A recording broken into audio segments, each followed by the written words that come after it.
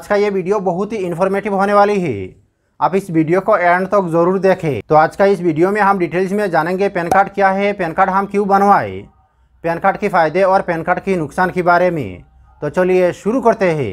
तो यहाँ पहले हम जानेंगे पैन कार्ड क्या है। पैन यानी परमानेंट अकाउंट नंबर। यह 10 डिजिट का एक अल्फान्यूमेरिक नंबर होता है। यह किसी भी फाइनेंशियल ट्रांजैक्शन के लिए बहुत ही ज़रूरी माना जाता है और pan number income tax department provide करती है। पैन कार्ड एक बहुत ही इम्पोर्टेंट आईडी प्रूफ होती है।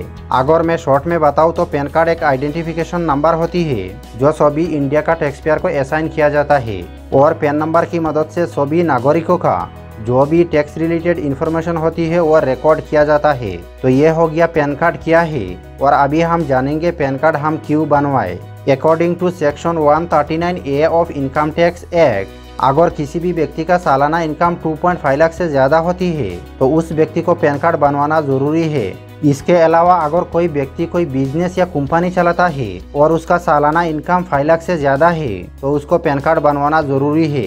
इसके अलावा इनकम टैक्स रूल 144B में गवर्नमेंट ने बहुत सारे ट्रांजैक्शन रखे हैं। अगर कोई व्यक्ति इनकम टैक्स रूल 144B में मेंशन किया हुआ कोई भी ट्रांजैक्शन करता है तो उसको पैन कार्ड बनवाना जरूरी है। फॉर एग्जांपल, अगर आप कोई कार खरीदना या सेल करना चाहते हो, यानी कोई भी मोटर व्हीकल 2 व्हीलर के अलावा आप सेल या खरीद करते हो, तो यहाँ पे जो भी ट्रांजैक्शन होगा इस ट्रांजैक्शन में आपको पैन कार्ड देना पड़ेगा। इसके अलावा अगर आप कोई गोर या दुकान खरीदना चाहते हो और अगर आपका गोर या दुकान का ट्रांजैक्शन वैल्यू 10 लाख से ज्यादा है तो इस केस में आपको पैन कार्ड देना पड़ेगा। इसके अलावा अगर आप कोई गुड्स एंड सर्विसेज परचेज कर रहे हो, अगर आपका गुड्स एंड सर्विसेज का ट्रांजैक्शन वैल्यू 2 लाख से ज्यादा है तो इस केस में भी आपको पैन कार्ड देना पड़ेगा। इसके अलावा अगर आप बैंक अकाउंट ओपन करते हो या क्रेडिट कार्ड लेना चाहते हो तो इस केस में भी आपको पैन कार्ड देना पड़ेगा। इसके अलावा अगर आप आपका किसी भी बैंक अकाउंट में एट ए टाइम 50,000 से ज्यादा अमाउंट डिपॉजिट करते हो तो इस केस में भी आपको पैन कार्ड देना पड़ेगा। तो यहाँ पे बताया गया इन सब काम के अलावा और बहुत सारे काम के लिए आपको पैन कार्ड बनवाना पड़ेगा।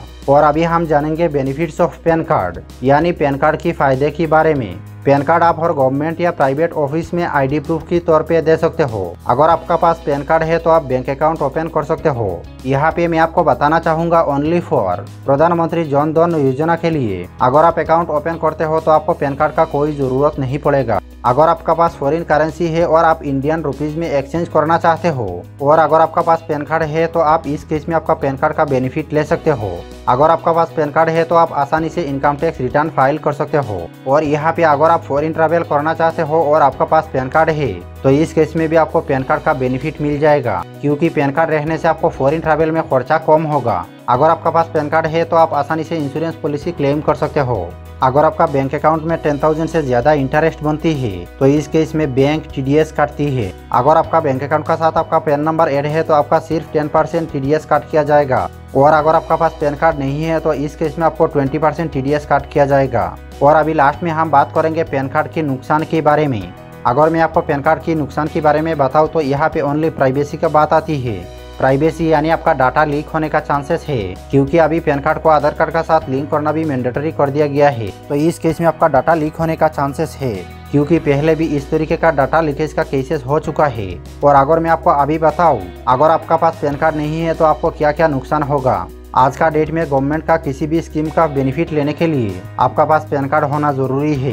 अगर आपका पास पैन कार्ड नहीं है तो आप गवर्नमेंट और प्राइवेट सेक्टर का बहुत सारे बेनिफिट्स का फैसिलिटी नहीं ले सकते हो। तो इस केस में अगर आपका पास पैन कार्ड नहीं है तो आपका नुकसान ही होगा। तो यह लास्ट में मैं आपको बताना चाहूँगा, मेरा हिसाब से आपको पैन कार्ड बनवा लेना चाहिए और पैन कार्ड को आधार कार्ड का साथ लिंक भी करवा लेना चाहिए।